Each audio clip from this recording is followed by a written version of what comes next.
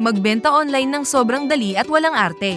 Walang komplikadong dashboard, walang nakakalitong forms, walang magulong pages, walang middleman, at walang selling fees. Mabilis at easy ang setup, kahit ang Banana Q business ni Lola, pwedeng-pwede nang maging online. Try mo na, now na!